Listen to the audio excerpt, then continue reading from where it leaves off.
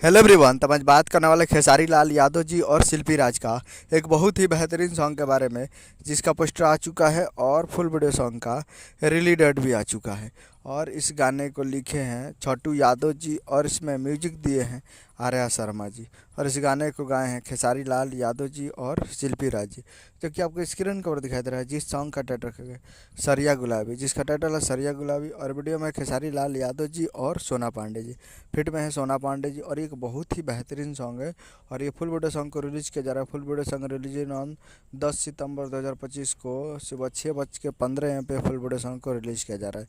यानी कल 10 तारीख को सुबह 6:15 पर तैयारी का फुल वीडियो सॉन्ग को देखने के लिए। हो सकता है तो आज टीजर आ सकता है, तो आप लोग टीजर के लिए भी तैयार रहिएगा और कल वीडियो के लिए तैयार रहिएगा। तो यही अपडेट था।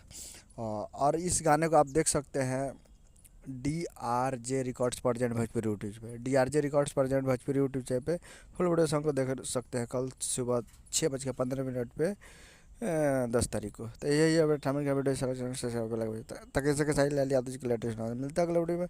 तब तक के लिए जय हिंद, जय भोजपुरी।